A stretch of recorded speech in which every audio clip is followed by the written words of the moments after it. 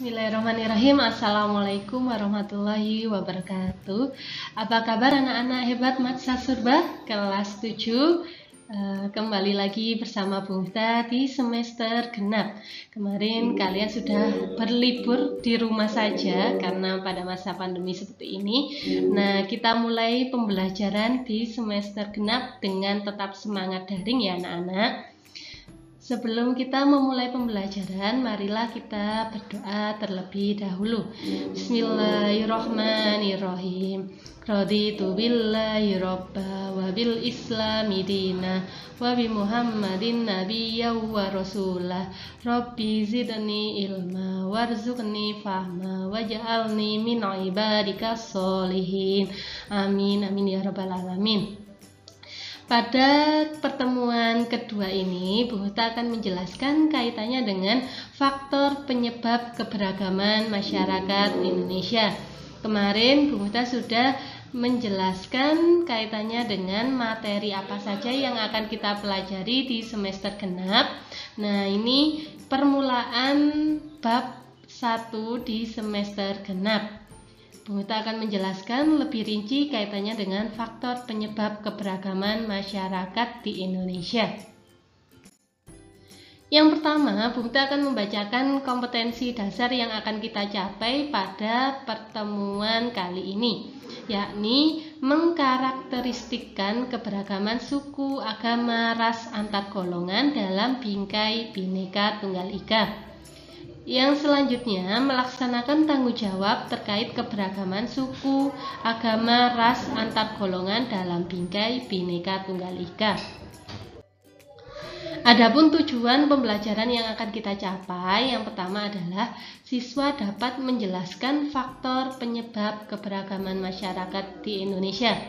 Yang kedua, siswa dapat menyebutkan latar belakang munculnya kenapa di Indonesia ini kok ada keberagaman masyarakat Indonesia.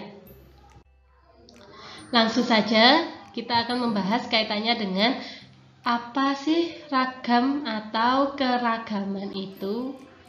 Nah, di sini Bu Miftah tuliskan makna dari keberagaman adalah suatu kondisi dalam masyarakat yang terdapat banyak perbedaan dalam berbagai bidang.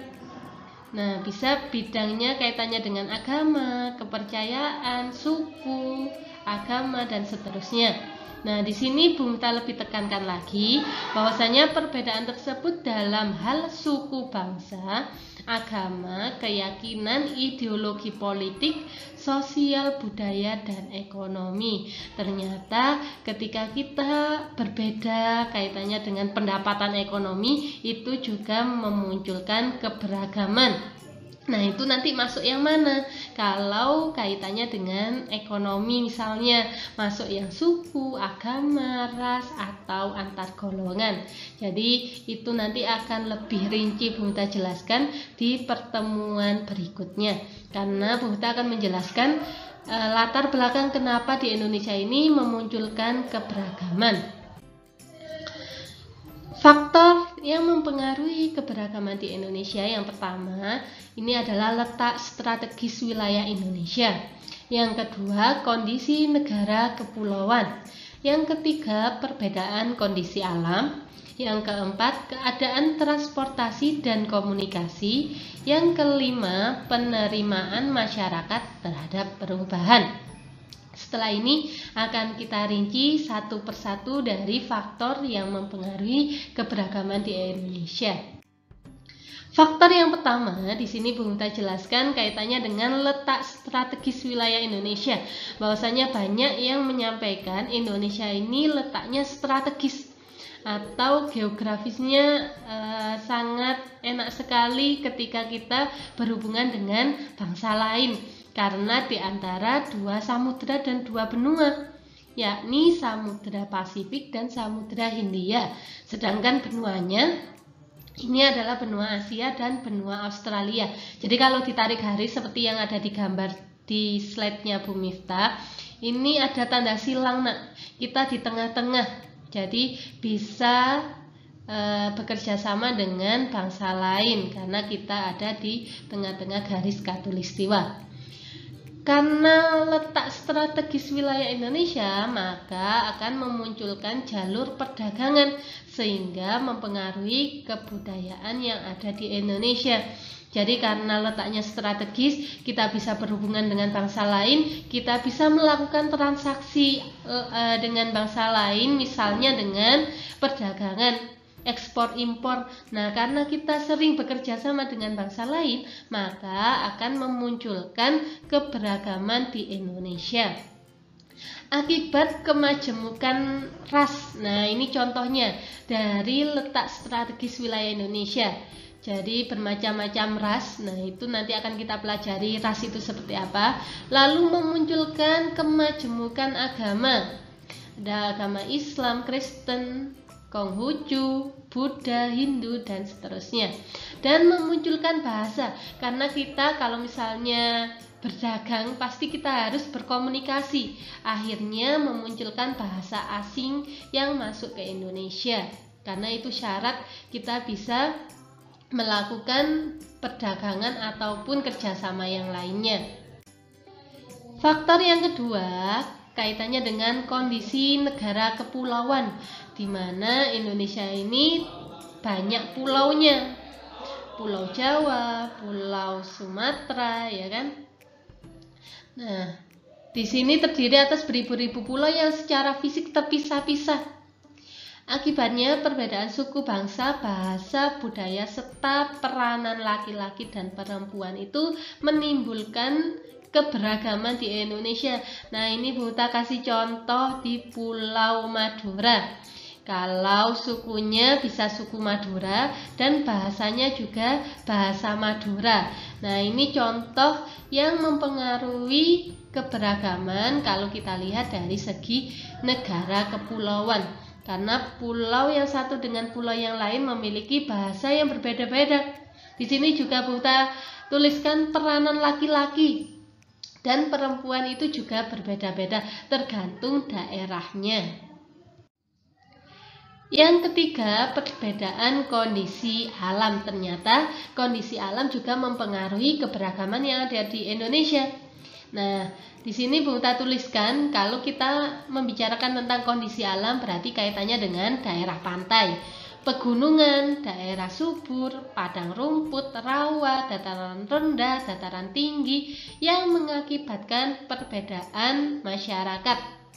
Nah, di sini Bu Uta memberikan contoh background di PPT-nya Bu Uta ini kaitannya dengan Gunung Bromo. Nah, maka di sini akan memunculkan bentuk rumah yang berbeda, mata pencaharian yang berbeda, makanan pokok, pakaian, kesenian, bahkan kepercayaannya juga berbeda tergantung kondisi alam tersebut. Nah, bisa diambil dari daerah tertentu juga akan memiliki kondisi alam yang berbeda-beda. Di sini Bu Uta memberikan contoh contoh masyarakat yang hidup di sekitar Bromo yang biasa kita kenal dengan suku Tengger. Nah, kita lihat ketika kondisi alam berarti di sini kan dingin anak-anak. Kita lihat cara berpakaian. Cara berpakaian antara pengunjung dengan orang yang biasa tinggal di sana pasti berbeda. Kalau pengunjung pasti kita hanya memakai jaket, shal, pokoknya pakaian yang agak tebal. Sedangkan di sana kebanyakan orang itu memakai sarung yang dikalungkan di leher. Katanya itu bisa menghangatkan badan.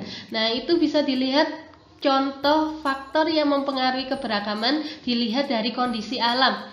Kondisi alamnya sama, masyarakatnya berbeda, itu akan memunculkan cara berpakaian yang berbeda pula.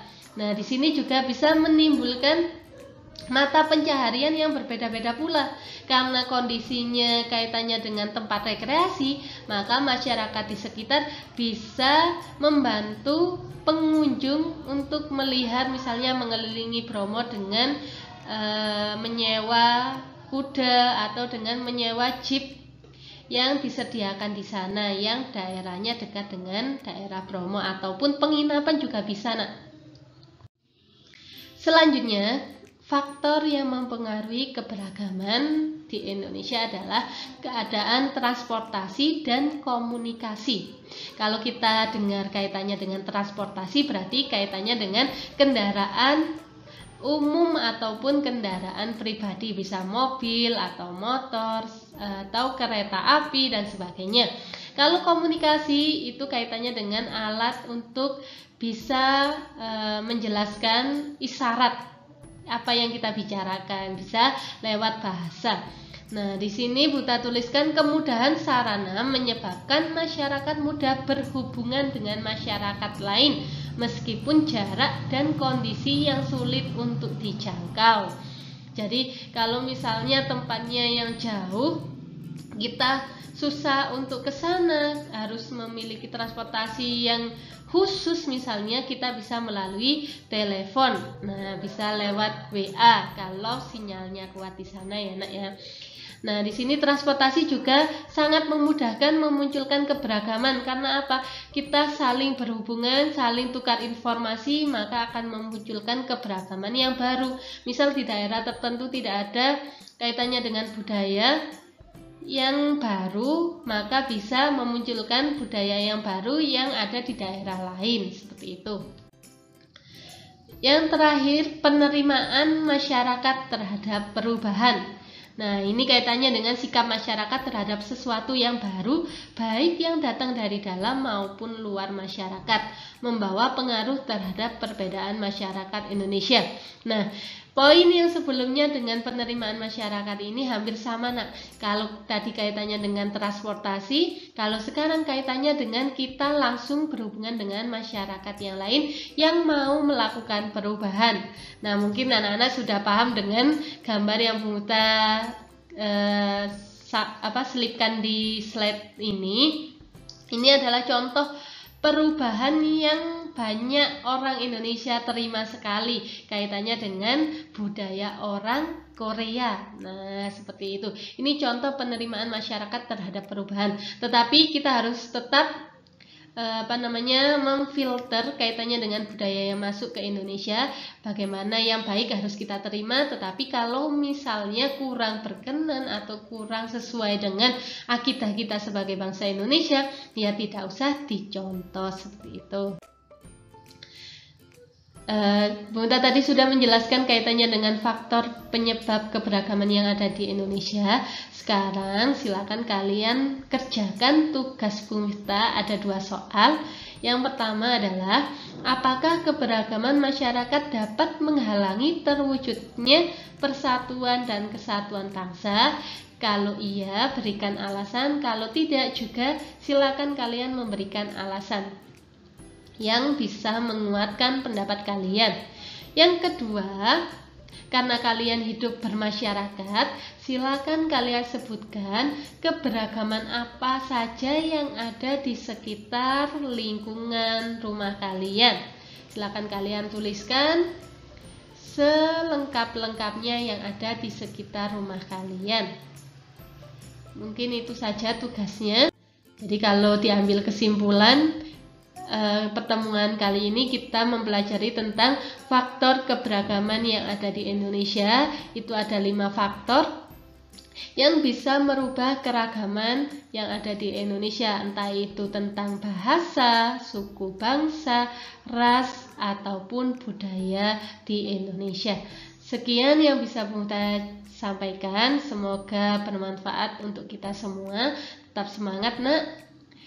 Tetap menjaga protokol kesehatan. Kita bertemu di pertemuan selanjutnya. Silakan dikerjakan dan mengisi presensi di Google Classroom. Wassalamualaikum warahmatullahi wabarakatuh.